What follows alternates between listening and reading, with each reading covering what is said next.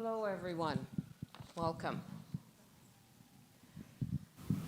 Knowledge is story, but what happens when the stories are lost? Where do we turn to understand what we value? What leads the way?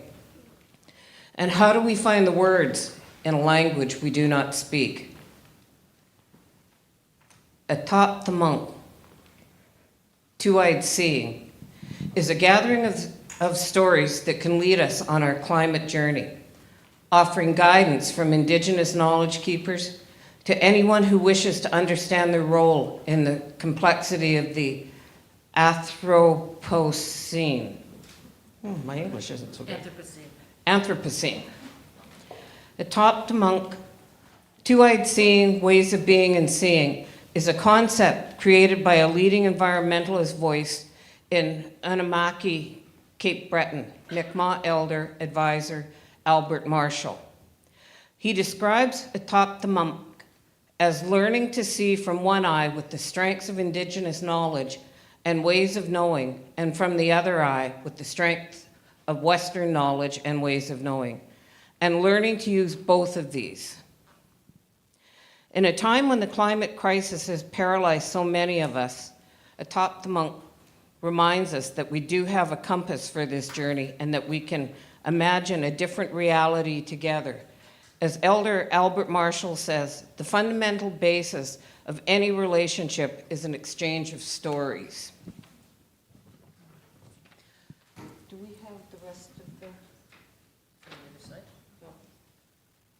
No. Oh. One moment, please.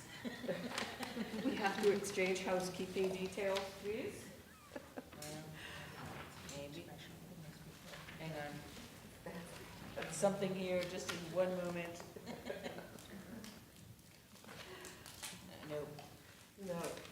Brenda, we'd like to thank the Canada Council for the Arts, BC Arts Council, City of Vancouver,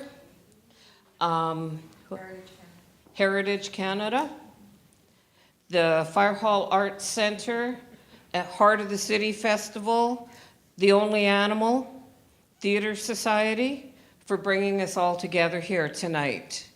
I'd like to ask everyone to please shut off their electronics. Anything else with this? The exit way. The exit. If you need to exit that way. Yes, up there through this door, and you can get back in through this door over here. So I think we're good. Okay. Except you didn't tell us your name. Oh, you want to know who I am too and all this? My name is Rosemary Georgeson. I'm, what am I? I'm an independent artist, and I hang out with Lara. Where is she? Lara Aysal over here, who is with The Only Animal. Kim Haxton here. Yeah, we've been doing some of these series of conversations for a few years now here. This climate change one, when Lara asked me to, and Brenda, they contacted me and asked me to be part of it, I thought, yeah, I'm seeing so much change out there where I come from that this is a really important topic. So I'm glad you're all here to witness the stories and hear the stories that are going to be shared here tonight. Hi, Chica.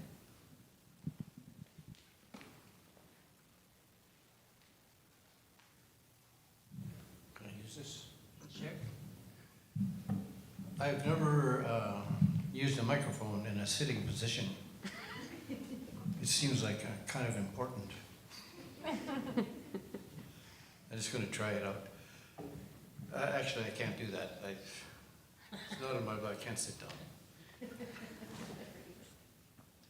Osium, Chukmahat, Tanquishaman, Sa'apalak, Stomaksna, Lanakila, Kanakasna, Bob Baker, driver's license. They've asked that I welcome you in a traditional manner, in the spirit of our families and how we exercise our chiach, our protocol, and properly hosting, and that is done by acknowledging all of our ancestors And also a little bit of housekeeping in that when we do come together, there'll be a floor worker that will remind you that outside on the wall, there's an imaginary peg or nail in which you're invited to hang any negativity, any heaviness, and leave it outside, as it has no business when we're together like this as a family. So that's one of the things that I like to share and have a lot of fun with that sometimes, because people think about what they're gonna hang up out there and if they're gonna find it after when they go back out. I would like to share a song with you that speaks about that, speaks about being together as a family. We are stronger in Etuaptmumk. And on behalf of our family here, welcoming you here to this living room, to this place that we're going to share and exchange information. So with that, I would just like to do this song to call upon the ancestors and the Creator, and to thank all of our people for this medicine that we've been given, this special responsibility. So, Hosiam, Hosiam.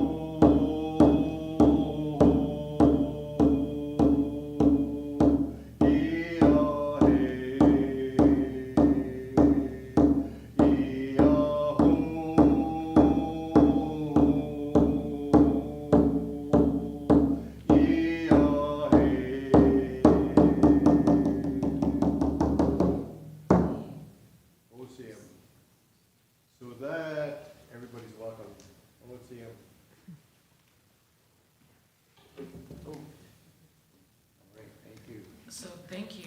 That's my height. Welcome, everybody. My name is Kim Haxton. I am Potawatomi. I'm an uninvited guest on this land, although I just got welcomed, which is really nice. I come from a place called Wasauksing, and I belong to the Martin clan. And it's a real honor to be hosting, sitting up here, and engaging and listening to stories. I mean, we all are made of stories, and I think there's a real privilege in being able to hear stories from the place that we all stand on. And so I'm going to ask each of you to bring yourself into the room. And who are you? What do you want? OCM, Chukmahat, Tonko Shaman, Saaplak, Stomosna. Oh, look at that. Steady. Lanakila, Kanakasna. I carry a few names. Saaplak is my Squamish name, and it comes from our family of Chief Joe Capilano, Lehulet Mary Agnes Capilano, and the Baker family. Squamish, my ties to Musqueam are through my grandmother, Caroline Sparrow, who married my grandfather, Bill Baker. That's my connection to Musqueam, and I'm proud of that heritage as well. I also have a Hawaiian connection, and I'm also a residential school survivor, 10 years in residential school, 8 in St. Paul's, 2 in Kamloops, and had reinvented my life, having discovered that I was without a lot of tools, and had removed myself off the reservation and threw myself into an area where I had to succeed or die. And that place was Hawaii. So I moved myself to Hawaii, and I lived there for 16 years and became a journeyman in air conditioning on the island of Maui, and taking care of 9 resorts on that island for 9 years. And back here, very involved with seagoing canoes and everything to do with the water. Very much, I don't know, I got webbed toes, I think sometimes. Gills behind the ears, you know. Very fortunate that I'm also a counselor and also a, counselor is good enough, for students, West Vancouver School District. School District 45, 17 schools are my responsibility for cultural direction, and which includes a lot of things that are, you know, on a huge comeback life with the language, the culture, and all of that. We've had wonderful experiences due to our journeys in canoe. And again, water, very important. So I'm a skipper. I'm a captain of 2 canoes. And I've been involved with canoes all my life, as folks that are here on the coast are very involved. And without that, I always say that that is what completes us, is our water culture. Our involvement with the water makes us who we are on the West Coast. A lot of our stories and a lot of our legends are involved with the water, and traveling to different places, and things that have happened. We like to share a little bit. That gives us an idea of what the water's like. So on and on and on and on. But that's it. I can go on for days. That's it. I'll stop there. Okay. Hi, my name is Heather Lamoureux. I am a settler who grew up in Treaty 6 territory, or Edmonton, and I traveled over here to Musqueam, Squamish, and Tsleil-Waututh territory about 13 years ago for dance. So I started as an artist and a creator in dance, and from there I started wanting to create gathering spaces for arts, specifically on the land, and I developed an organization and founded Vines Art Festival. And through that, I've done a lot of developing and growing, and a lot of land protection work has actually come in relationship to the art holding and space giving that Vines does. So yeah, we create events and programs that all have to do with land, water, and relational justice. And I'm really grateful to have been mentored by C. Swice. Audrey's also a big teacher of mine on this territory, and then in other territories, other really powerful, strong land protector women. And so what I do is try to follow the lead of the energetic voices that are taking care of both themselves, their community, and the earth, and give whatever I have the ability to give to them. And yeah, a lot of my learnings also have come from youth. Vines does a lot of mentorship for young Indigenous artists, and they have brilliant ideas, and we've done a lot of weird things that wouldn't fit into an art, the idea of art, here. But it's been pretty beautiful. And in relationship to the topic today, I spent the last few years after attending a haircutting ceremony in Etuaptmumk alongside the river, being arrested, and then a 2-year-long trial, and then jail time with that. So I've been spending a lot of time doing water ceremonies as we do that work. And yeah, so water and land protection have been very in my body and in my heart and heavy for me for the past few years. So yeah, that's me. Oh, and I love gardening. Hi, everybody. Before me, always the ones that I work with, the ones that guide me, the ancestors. I always like to start my work by acknowledging them, by saying Haitzapka, Kthenitziat Wanesh, Haitzapka, Kthenitziat Wanesh, Haitzapka, Kthenitziat Wanesh. Chwaithwigdin Gwynesgwych Tynitsin Hopmathgwyam Chwaithwigdin Eat Selena August Kthenisi Lash, and I think I see Christy over here. Christy Lee Charles, an amazing human who does so much good work and is an amazing mom, and it's not often I get to be in the same space as many other masculine people, so I always love to raise my hands and acknowledge, especially the ones that I do have such high respect for and that I just love as human beings. My name is Chwaithwigdin. That was my grandfather's name.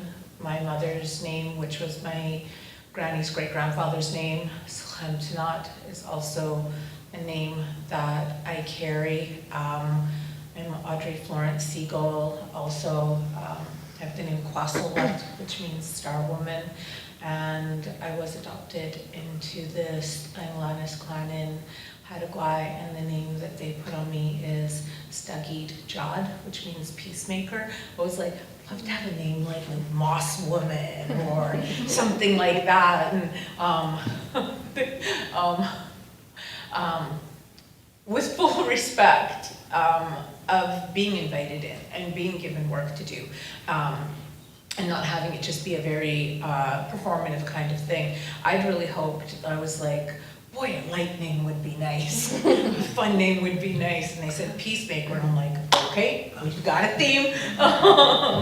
But my connection to the water, I've really been thinking about this, and so many conversations over time and so much work over time. The one commonality, the one common relationship we all have with water is the first water we all existed in our mom.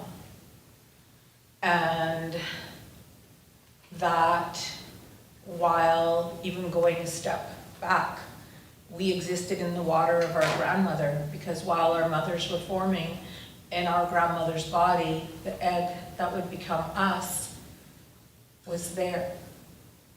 So everything our grandmothers went through, everything our mothers went through, it's also, it affected the water that we lived in. And like Bob said, you can't be a coastal person, especially here, and not be connected to the water. We are river people, we are salmon people, and growing up, God, like we were in swimming lessons when we were 3, and lifeguards, I think we did the lifeguard program when we were 8, and we've just always been, they used to call us water rats at New Brighton Park, the lifeguards.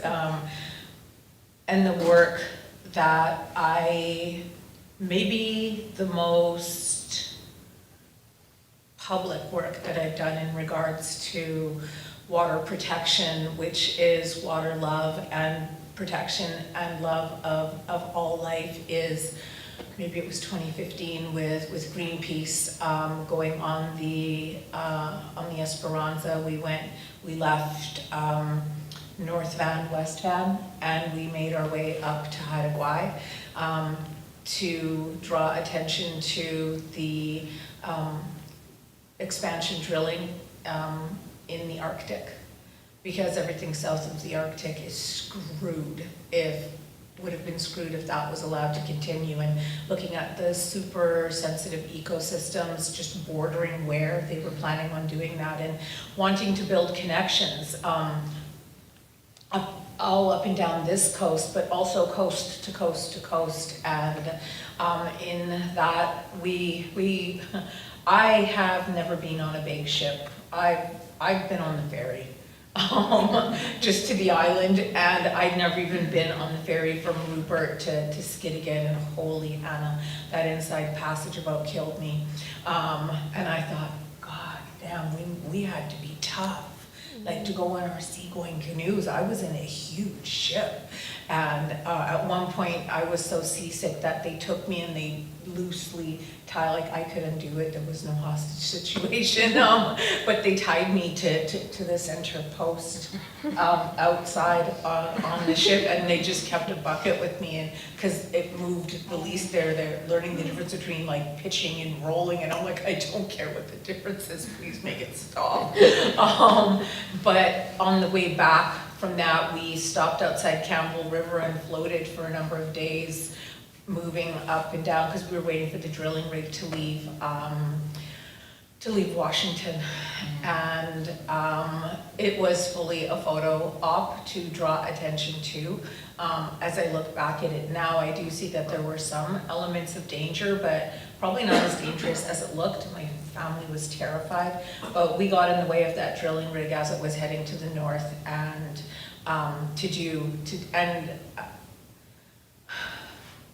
being, one of the funnest things is they'd open the door on the side of the Greenpeace ship, and you climb down a little wood and rope ladder into the rib, which was keeping speed. And they didn't like the shoes that I wore, so they gave me these men's size 12 boots to wear, which filled with water, and I thought that those were very dangerous.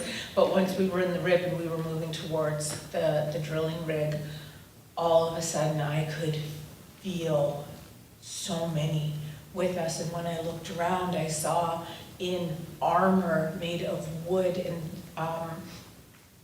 and paintings on it, huge canoes from all up and down the coast. It was like my vision went and I could see fires, and nobody had put down medicine, nobody had invited the people who know those waters better than any of us. So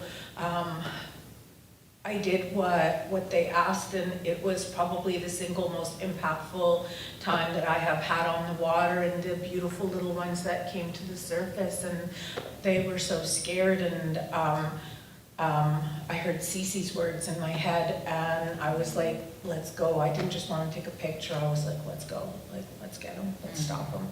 And then also involved with other protections for water, but mostly just raising awareness and this, like the speaking and the connecting of dots. Thank you. This is gonna get good. I think there's a thing around, we were talking that, you know, you can't separate water from land. You know, it's pretty impossible. So we're gonna try and talk about water, but I already know that we have water stories here, so that we might just be in the water tonight, which is really, really beautiful and a gift. And one of the things that I think about is that the future depends on wisdom of the past. You know, and what you just shared there about them showing up to support and also to call you to be like, do the work right in the good way, you know, I think is really important. So I'm gonna ask you about the work that you're doing in the world. And when I say work, I don't actually mean labor work. I mean, there's a word, I don't know what the word is. There's a word that I was taught from up the valley, and now I forget it again. You know, but it's about the work that you're here to do. So I'm gonna ask you to bring us into your story of water. More stories? More stories, please. We've been talking story here for about an hour before you guys came. And yeah, we're just going, that's it, that's all my stories.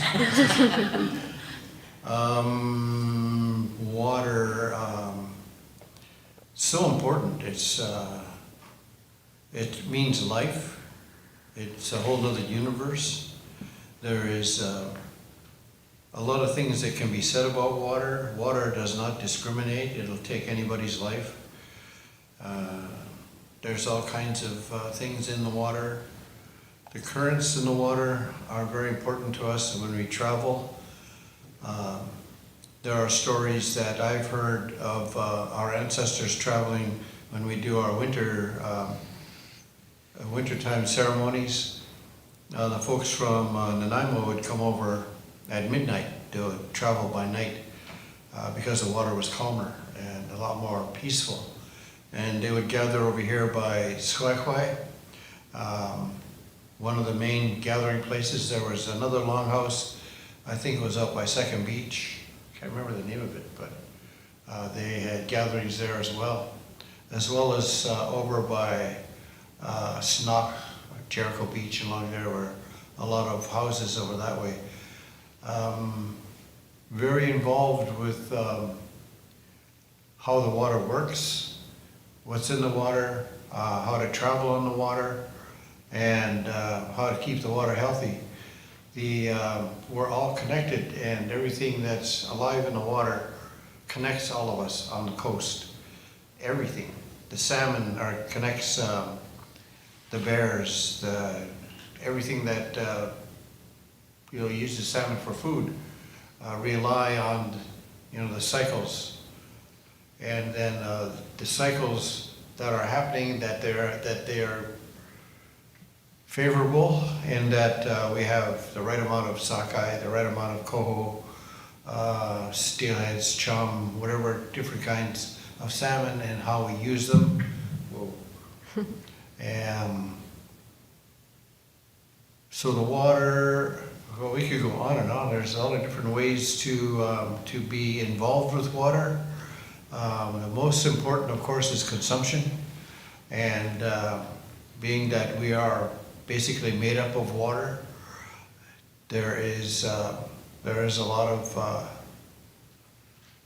of things can be said about the values, the qualities of water and what it means to us.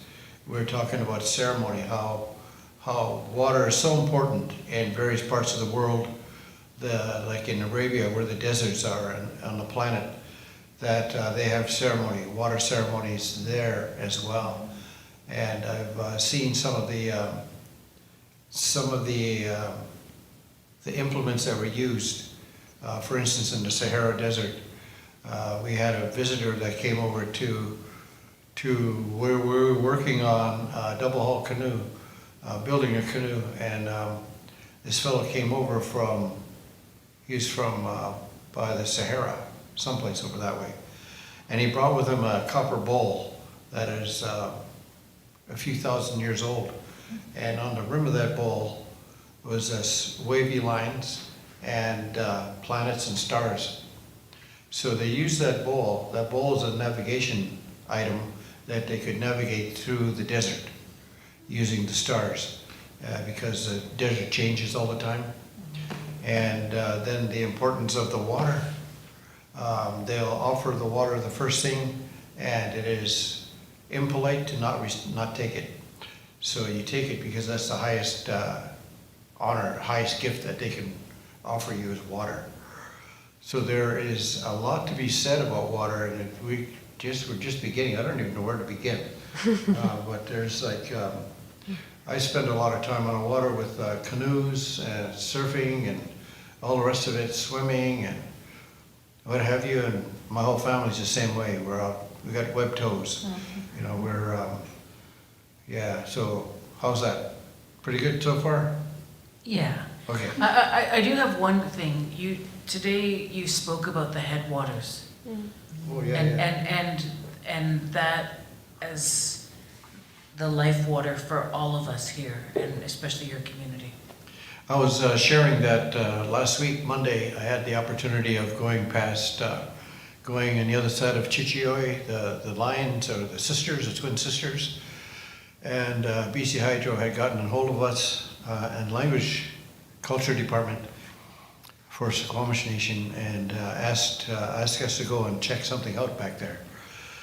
I didn't even know what was back there. The first time I never thought of it, because all you see is the mountains, the twin sisters.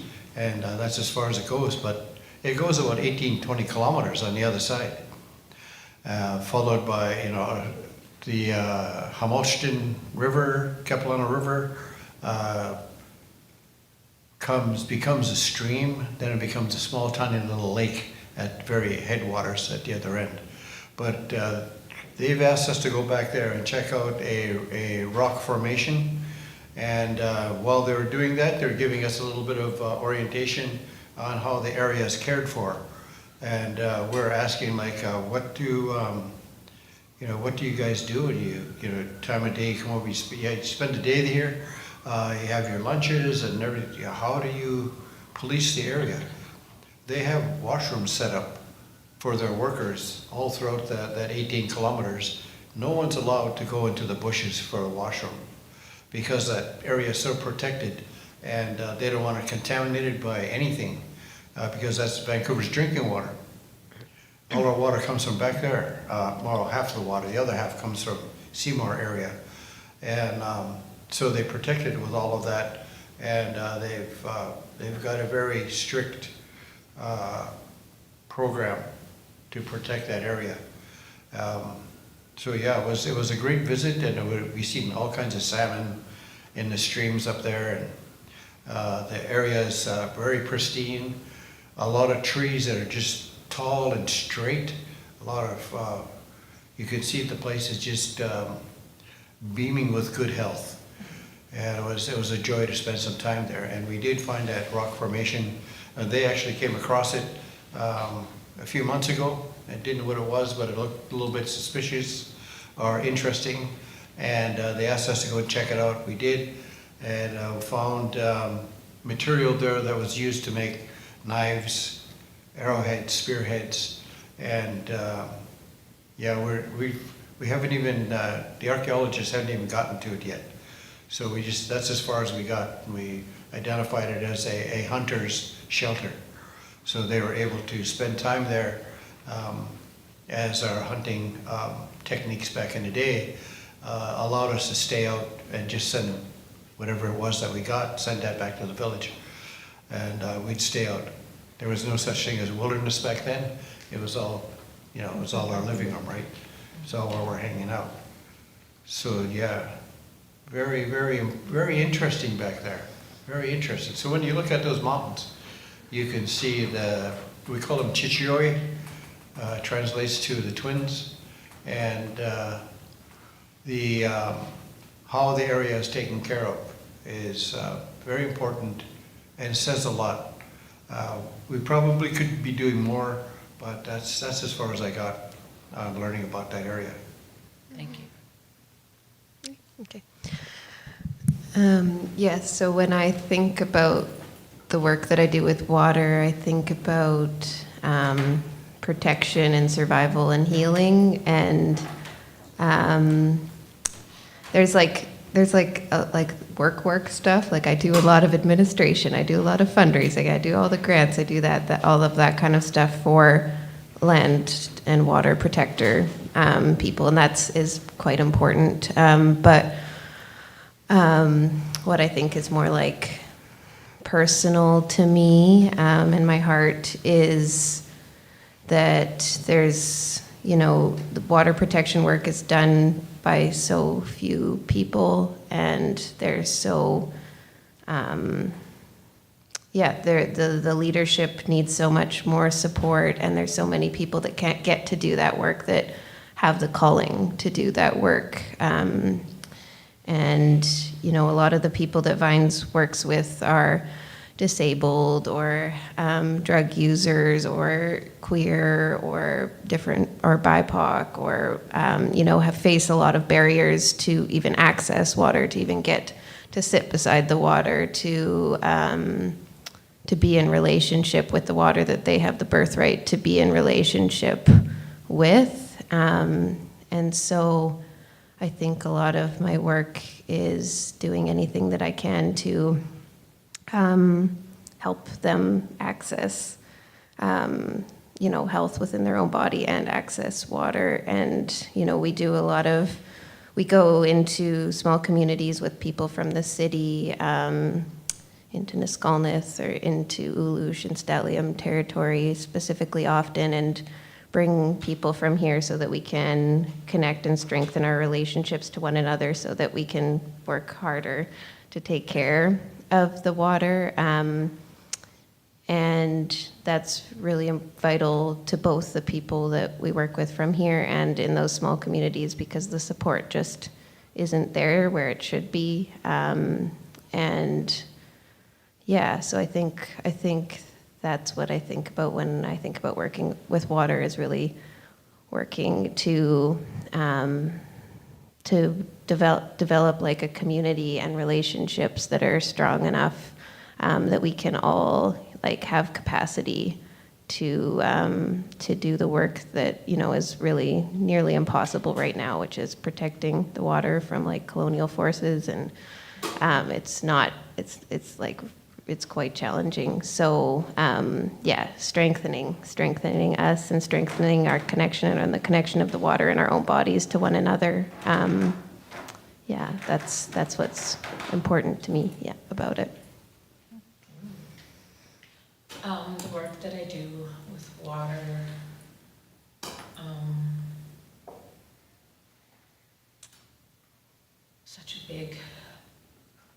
I've done water walks, I've gathered water, I've carried water from coast to coast to coast, I've worked with ashes from sacred fires all across Turtle Island. I do the same work that, I guess the modern version of what my grandparents did, and a lot of my supporting medicine kind of work has focused on my own women, doing a lot of MMIWG work, but not just in the broad sense of it only. Did 6 years of pre-inquiry work up and down the highway of tears, working one-on-one with families, sitting between families and RCMP and government reps. I've done advocacy work, God, since I was 12. My granny had me doing work that I now know what it was called, or what it is called now. But when I am working with women, the first place I bring them is to the water. I have pylons and sticks and tape that I bring with me because we have nowhere private to go, nowhere.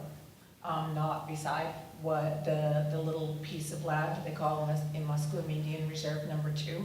We had over 80 villages, and we're marked down to just a few little postage stamp size pieces of land.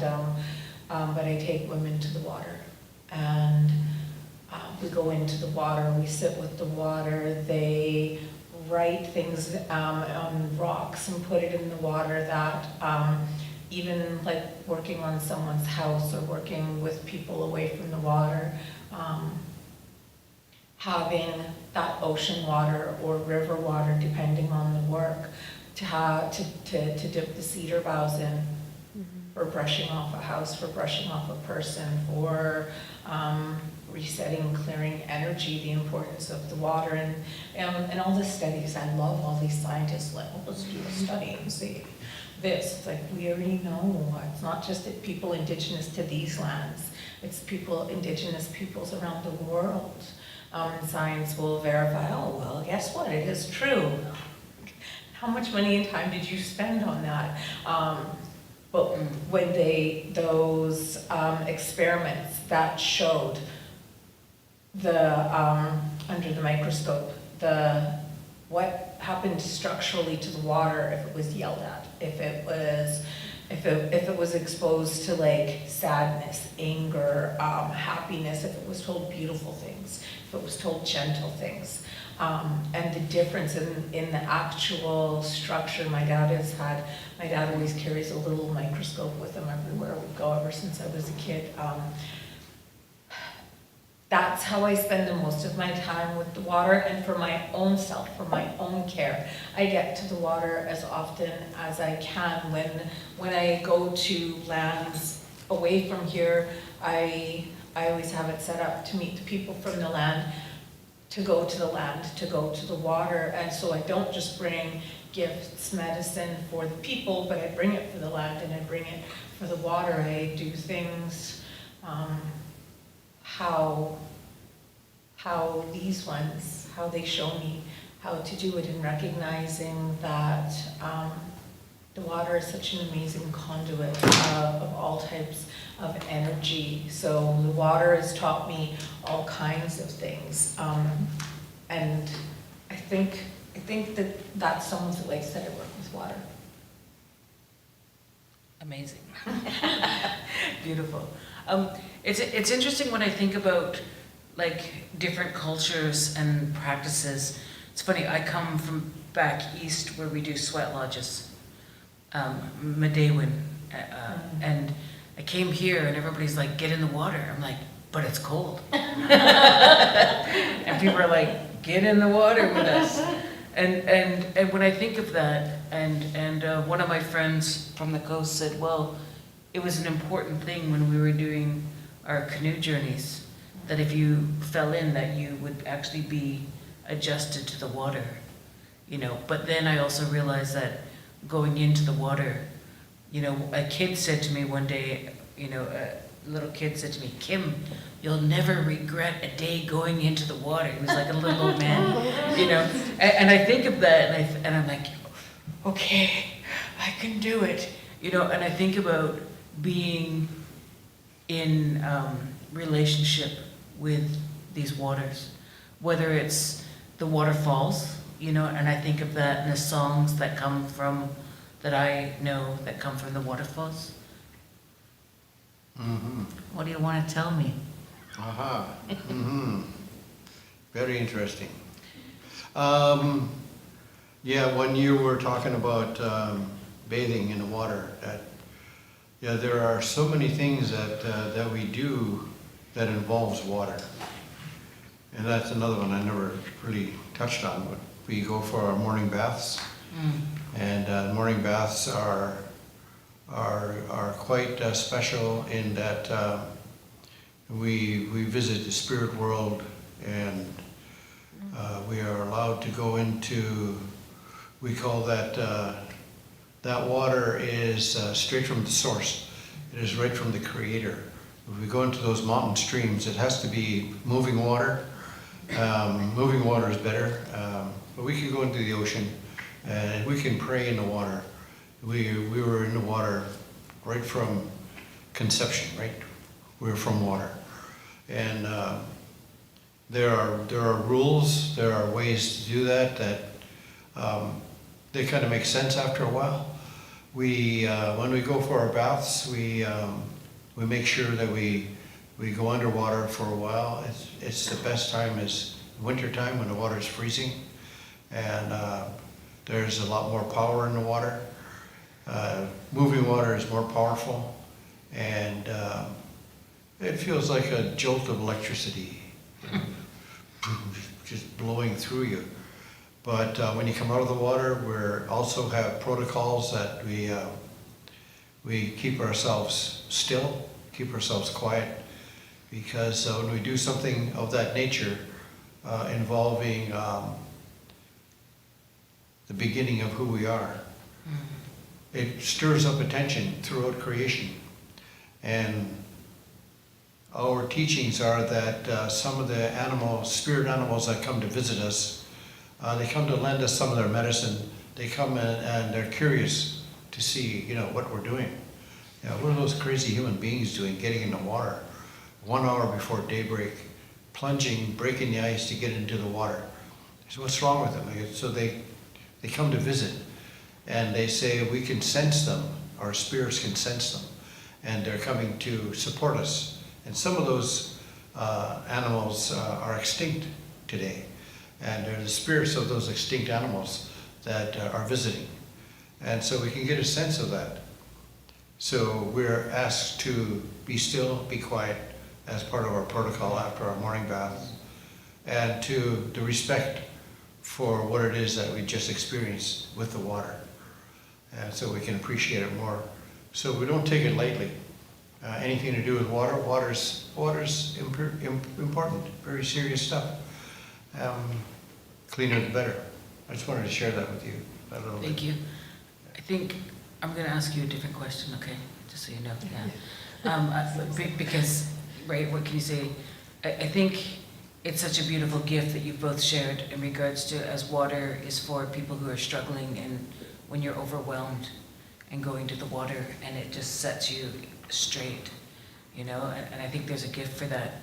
But I have a different question, is that how do we change our ways of thinking and working?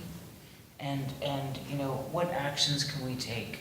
Mm-hmm. I think all of you have had a different, like a really front line relationship in protecting, but what can the average person do?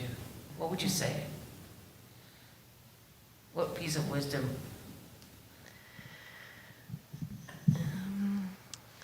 Yeah, I mean, of course, what comes to mind first is like to listen. I think, we listen maybe with our ears, but maybe not with our stomachs and our hearts and our spirit all the time. And I think we need to all listen really deeply, especially to people from the territory that we're so privileged to be living on. So yeah, that's always first. Listen and take the time to absorb.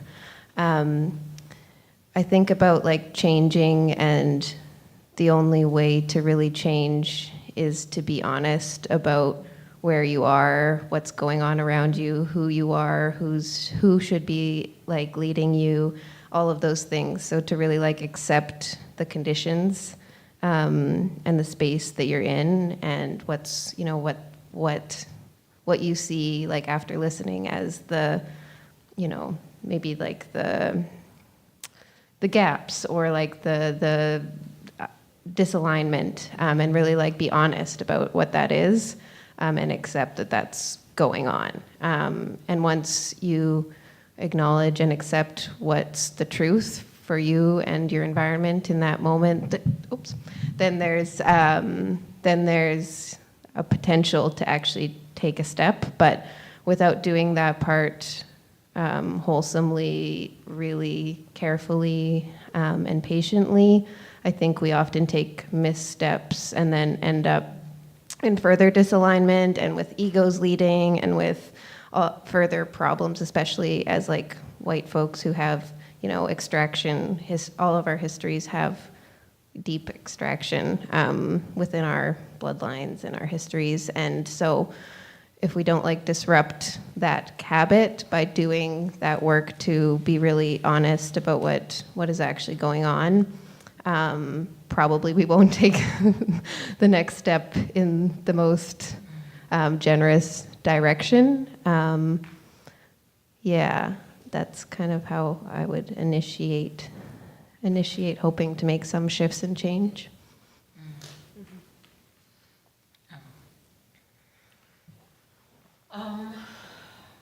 That's all of these questions. I like that they're making me think. I call it mental gymnastics. I love when people or situations make my brain work in ways that it doesn't work just by itself. Recognizing that 100% the colonial constructs that have people believing that that's Salmon Fraser's River. Excuse my language, and I hope the little ones aren't in here, but they're bullshit. They don't mean anything. It's like monopoly money. It's like, look, I got Park Place, it's a piece of paper. You don't have a connection to it, just as Heather said, recognizing that there are, and my granny always told me, if I'm on someone else's land, I move to the back. The reason we are in the front or leading when we're here is because it's our job to keep an eye and to protect. Not because like so many of the marchers are like, yes, but we need the picture of the thing, and I'm like, I don't care about your picture. Like, we're here to make sure everybody's safe. Recognizing that there are people who it's in their DNA to know about that land, about that water, just like right now, are there ways to not just knock down walls, but not just knock down doors, but to knock down walls and to build bridges? Can we make connections that humanize?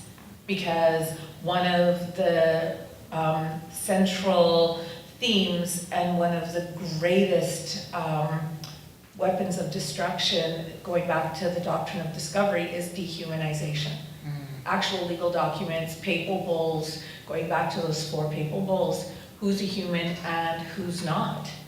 And then moving forward to see, look at where we are now, that in the entire time that my people have been here looking at those mountains, did we ever see what we see now? No snow.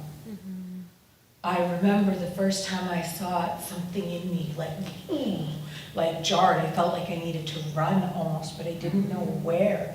And I thought, something's wrong, something's really wrong. And knowing that between those 2 peaks and where the water amasses, that, and so we can look at California, we're maybe 10 years behind where California is, and connecting the dots from fracking.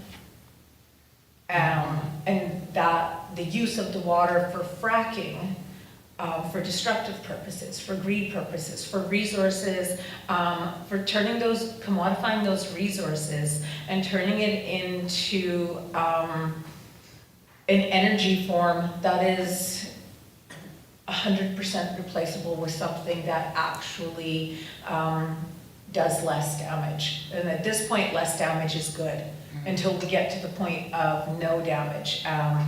And connecting these dots to, like, so we're not supposed to water our lawns, we're not supposed to this, we're not supposed to that. If I don't water the trees on my property every day, especially during the heat waves, I've already had 2 trees fall on my property, 120-foot tree fell on my house.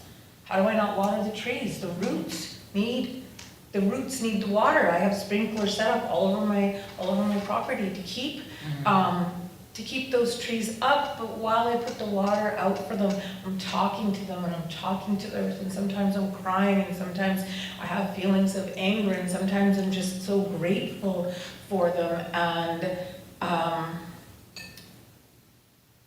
it always comes to my mind, connecting dots to how the reality of what is happening with the water around the world affects you, because most people aren't going to move until something affects them directly and negatively.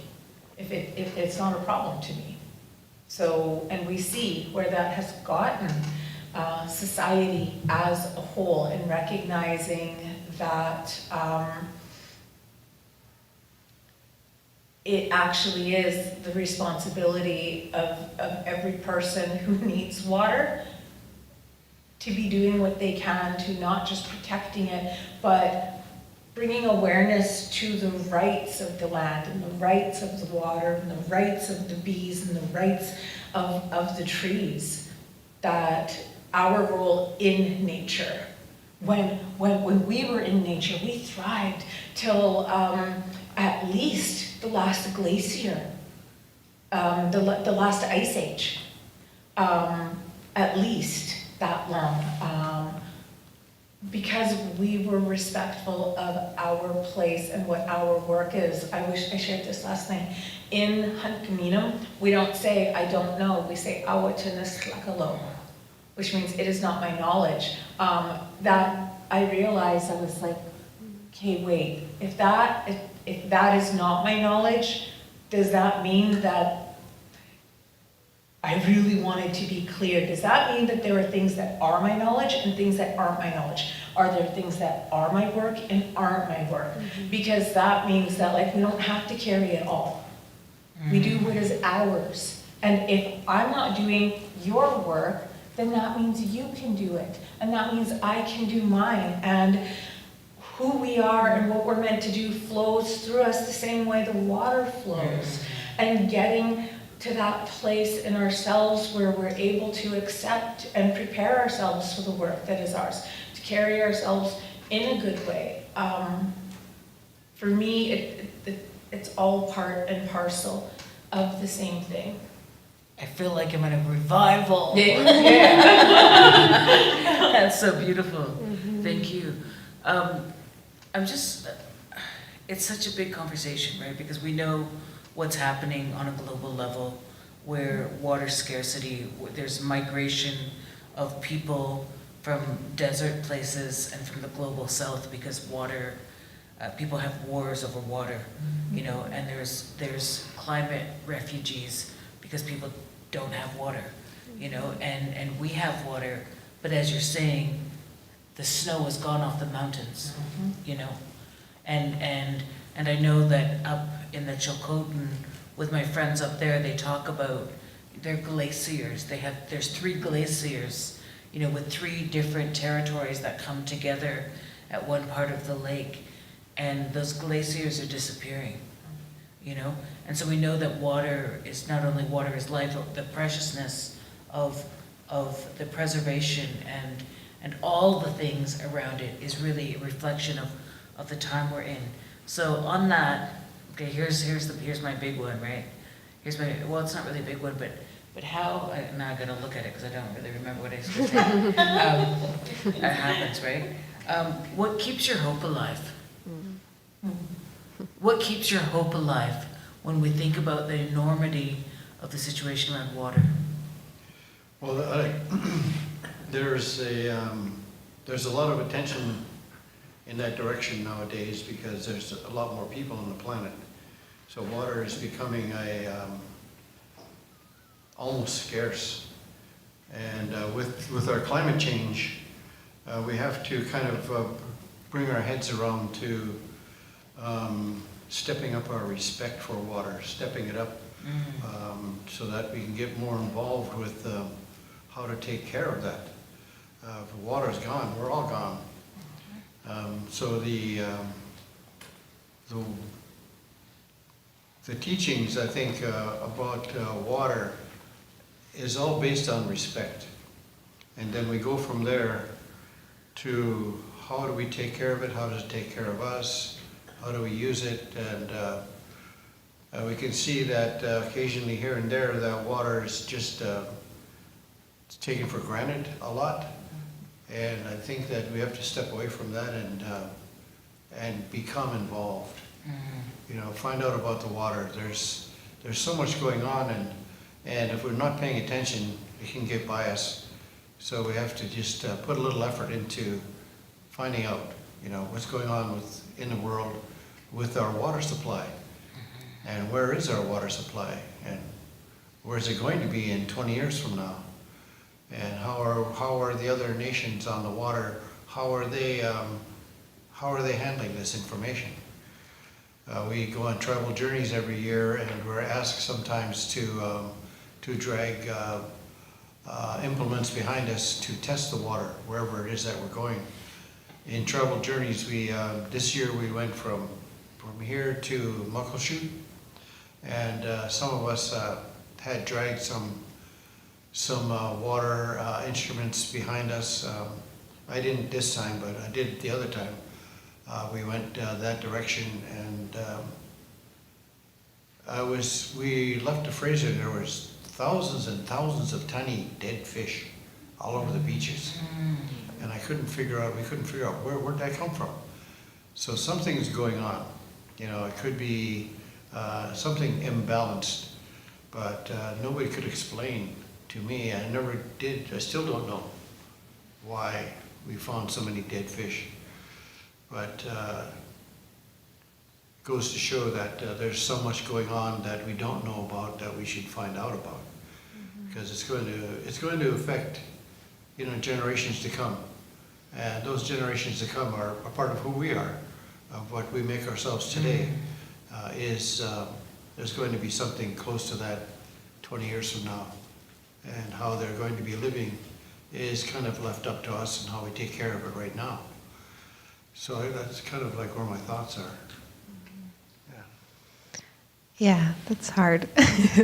Finding hope there's a lot of, often when people come to you, they're coming to you with more hard news these days, and it is really challenging to like sit in a hopeful place consistently. But when we did the haircutting ceremony with the hereditary chief family in Etuaptmumk near Spexin,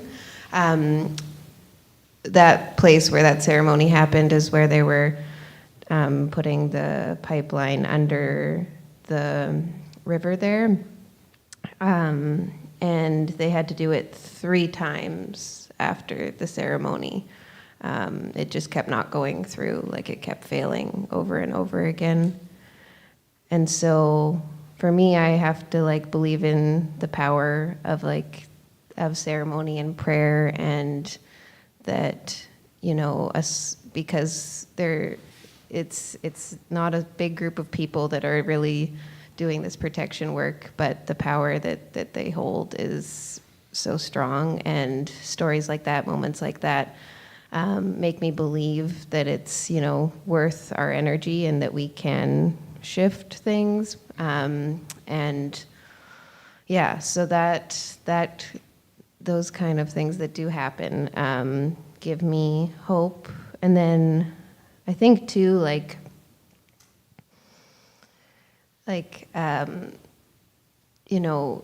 ensuring that, sharing love with people, sharing food with people, sharing laughter with people, facing all of this destruction and genocide and really hellish conditions that are placed on this earth can be heavy, but I'm really grateful to be around people that like to have lots of jokes and enjoy meals together and share love, and the power to regenerate as well. I just was up in Ulush with Christine Jack, who's one of the most amazing human beings I've ever met, and she's constantly regenerating the land that she's protecting, and she stops every single person that drives down this road into the mountains to check what they're doing every day. She lives by herself up there and does that every day. And to know that one being can be doing something like that is very hopeful. And she, on top of that, she's praying for regeneration all the time. She's ensuring that people understand what's going on, and people that the mine has been shut down and not reopened because of her, literally because of her. So just knowing that there's these beacons of really powerful people and that if we all kind of put our energy towards either some of us becoming those beacons or being support for those beacons, that there can be hope and there can be regeneration, and people's minds can shift with that like level of compassion and commitment. So yeah. That's huge. I only got to be up there twice with Christine, and probably one of the most powerful, quiet, and peaceful people I've ever met. And that she had an inkling of who I was and wanted to take a picture, and had sent a friend picture to me and said, this is one of my favorite moments when I took you to my favorite tree. Wow. And the Ishkins, what's left of them in the ground, there's a white wolf that sits up behind where her house is, and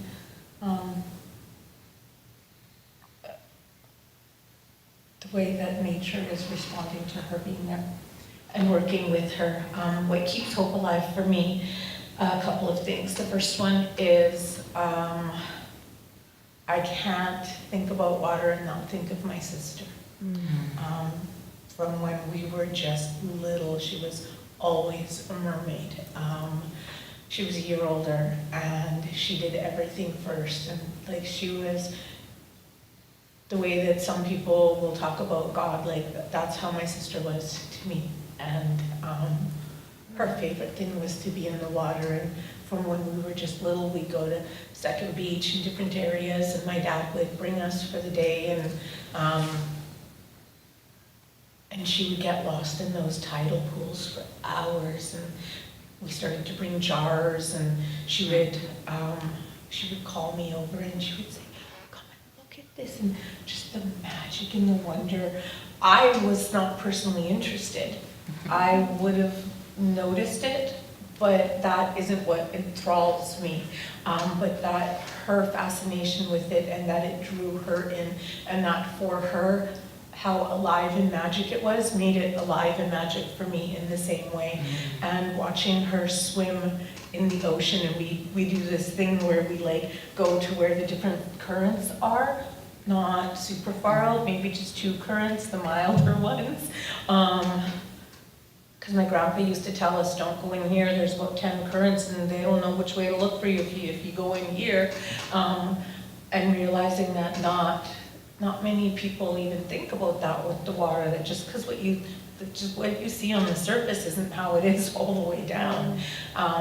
And we used to go to find some of those cool currents on the bottom with the warm on the top, and we'd spin like otters, and we would just float around, and she would pick me up, and she would squat down in the water, and I'd stand on her shoulders, and she'd whoosh, shoot up out of the water, and I'd go flying, and how magic the water was for her. And something else connected to my sister, because I can't see the water and not think of her. I'm working on a design to honor her love of the water, and that she, on social media, she had different names, Salish Mermaid, Coast Mermaid, different things like that. My sister loved Paris, and she went maybe at 17 first for modeling. And when she went in the winter or fall once, she told me, she called me, she would walk around and she would eat French fry sandwiches, and she would call me on the payphones, and I would be home waiting for her call, because it never felt natural to be that far apart. And she would call, and she would say, do you know what's happening right now? It's like, no. And she's like, so she would tell me where she is, the street, the cafe, beside this, near that. And I would just imagine it. There was no Google then. It was just all in our imaginations. And she'd say, there's pink snow. I said, pink snow? She said, there's pink snow. Paris has pink snow. So when she came back, we used to spend days and days, especially when the library was where Victoria's Secret is now, Burrard. in the mezzanine, we would get stacks of books and we'd just commandeer a little corner or set in an aisle, and we did research, and it's because the trade winds blow the pink sands up from the Sahara, and it gets caught up in the clouds and it comes down in the snow. And I thought, there's no way, and I think there's so much amazingness in every single person's brain and creativity, but there's no way I could think of making pink snow. There's no way I could think of like what's in a tidal pool, and like juxtaposing that to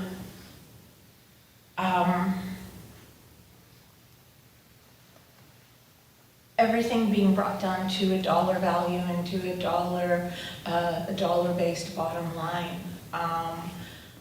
The only thing that can balance that greed, that consumption, my granny used to say the ones with the dollar signs for eyes and where their heart should be, and she'd say it's not only the Juanitums, it's our people too. They got the dollar signs, you look, you see them. Is the only thing that can counter essentially what to me is evil. Is that pure magic and letting it just be what it is and letting ourselves be in it. And practically, like, what do I have control over? What am I able to affect? Any positive change in here? How do I take care of myself? And how can I be gentle with myself? Those are the ways that I work, not just to hold on to hope, but a belief and an ability to keep moving in a good direction when it seems like, holy crap, like Armageddon. Mad Max days, here we go. Thank you. I want to thank the three of you for sharing your stories tonight. And it's one of those things where we could sit here forever. I wish we had a little campfire, and we probably would, because there's a lot that was shared and a lot that was held. And I'm going to invite, where are you? I'm supposed to leave.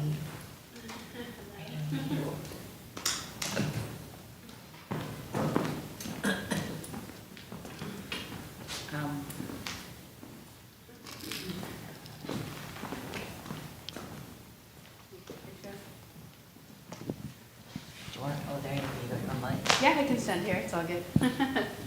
Yeah. Asiam Nasiaya and Tascachlia Talitan Atla, Homascoyam, Thana 10th, Thalamat, Thanaman Alta Tumkin CM. Yeah. I tunch Squallowin, Ni Hai Tanishkos, Kunitamakan. Good evening, my honored and respected friends. My name is Scachlia. My English name is Christy Lee Charles. I come from Musqueam with lineages to many nations and ancestors. And yeah, I didn't really get into too much of introducing myself in our language because we all know who we are, and sometimes I just don't need to go into all that and keep explaining myself because I've been asked to be here today to be a witness to some of the things that were shared today and to give feedback on.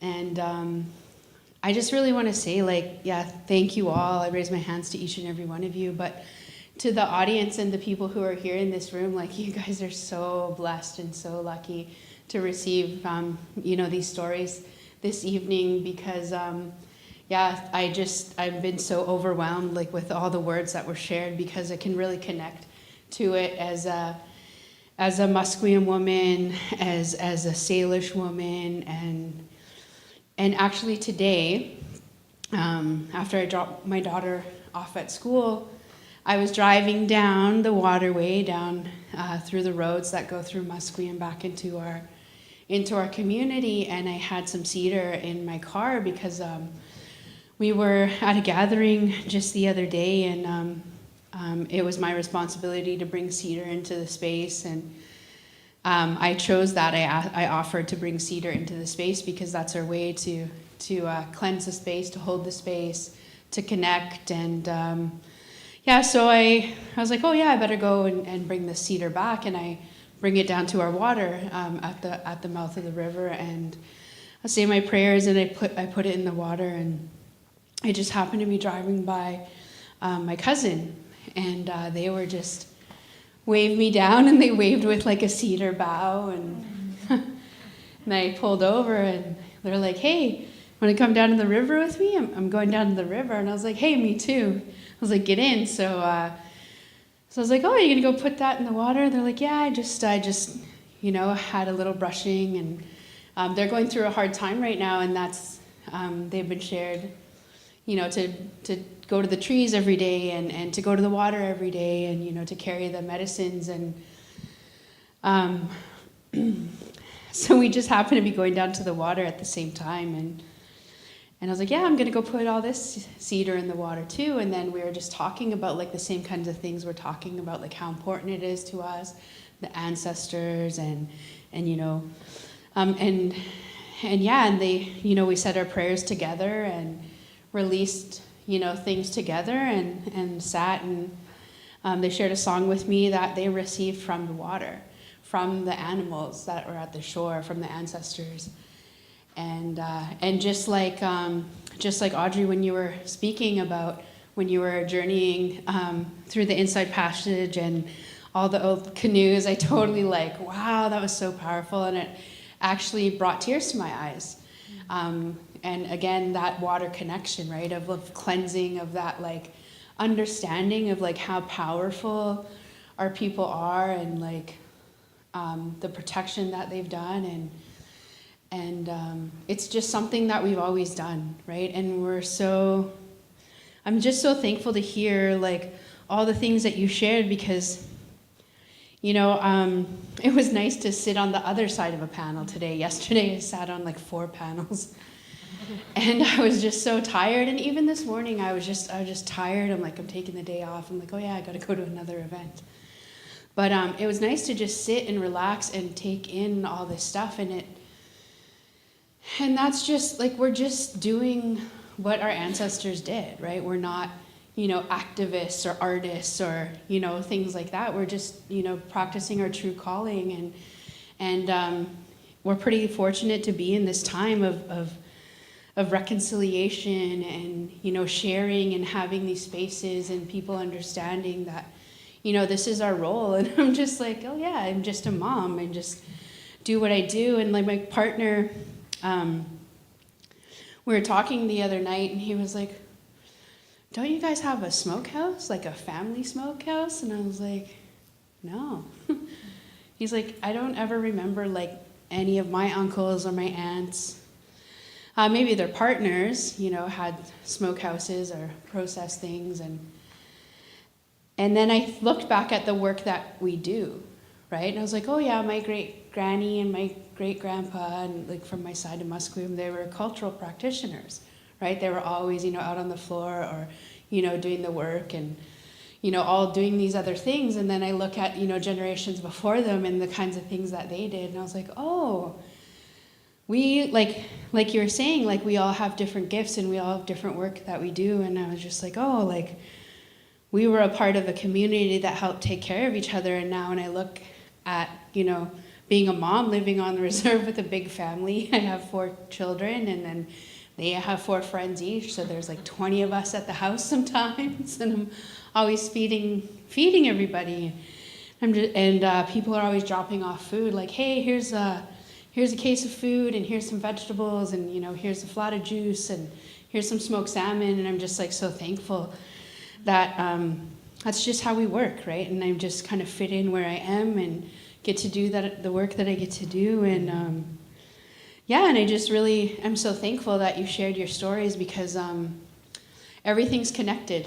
We're all connected somehow through our lineages, through the waterways, through the things that we eat. And my daughters pull canoe, and they're so fearless. They just get on there, and I'm I could never go out on that river with all those barges and all those ski-doos and pleasure crafts and yachts, and they're just pulling away, and I'm just what the heck? So yeah, I'm just really thankful, and and even down to the littlest thing, like you were saying about the bee, it reminded me that yesterday when I was writing out my calendar, a ladybug landed on my head, and my partner was like, "Hey, look, you have a visitor," and then it landed out on my paper as I was writing, because we're doing it for them too, right? The tiniest little drop of water, the tiniest, ladybug and bee, and to the grandest of mountains, and the grandest and the most ancient of ancestors and the next generation. So just really thankful. And just one thing, you're reminding me when you're sharing about the different waterways in our different dialects and our languages. There's so many different ways of explaining the water, the tide, the current, the way it flows this way, the way it switches back that way. Our ancestors could pick up a fish and say it came from that waterway and it's going to that waterway. But like you say, now we have science that explains that all. Right? So, we could sit here for hours and all night and talk, because I was actually just getting I'm just getting started. But I was like, oh, thank you for being here. I was like, oh, I want to hear more. Like I was feasting and I was so hungry. So thank you so much for sharing. And yeah, you guys are just really blessed to get some of this knowledge, and yeah, so Etuaptmumk, yeah, thank you for having me here, and thank you for everything. Thank you. Thank you. Can I share one last thing that in our Musqueam oral histories, I was working on one of them in the language department, and was it Christine Charles talking about maybe her grandmother? I don't know if you've read this, maybe your family already talked about it, but the old orthography, the new orthography, the English, and then the morphemic breakdown, the science of our language. Fascinating. I've been studying languages on my own since I was 8, so my brain just was like voracious for it. But there was one story that I was working on, and one of your ancestors, it was a woman, and she was saying they lived in the bend of a creek. Their house was situated in the bend of a creek, and especially at night, she could tell what kind of fish were swimming by the sound they made in the water. And I thought, that is the most beautiful thing I've ever heard. But I didn't believe it to be true. I thought, that's a beautiful sentiment. Sitting in Skidegate, up in Haida, doing my work calls, sitting on a picnic table, looking out at the water, and a bird flew over me, and I could tell by the sound of its wings, oh, that's a raven. And I went, 5 years, 6 years, 7 years after I'd read and typed that story, I had a complete breakdown. I was beside myself. She knew, we knew what kind of fish they were. And then I started, I know an eagle, I know a hawk, I know an owl because it makes no sound. The Stellars, jays, the seagulls, the pigeons, the crows, the ravens, all of these different birds. And I was like, I could list 8 or 9 birds. And all of a sudden it was so real to me, and it was so much more powerful. So I want to leave you with that is how we know these lands and these waters. And because my grandpa used to tell me, up at the top of those trees, that's where the salmon are. And I was like, I don't see any water up there. But my grandpa told me that my whole life. And then decades later, scientists say that, just what you were saying, the beast is brought out of the water at the roots of the trees and inside the forest, and that becomes the nitrogen. And at the peaks of those tallest even trees, there's the salmon. And we didn't need science to tell us that. That is how well we know our lands, and that's how well each person knows the land that they're Indigenous Beautiful.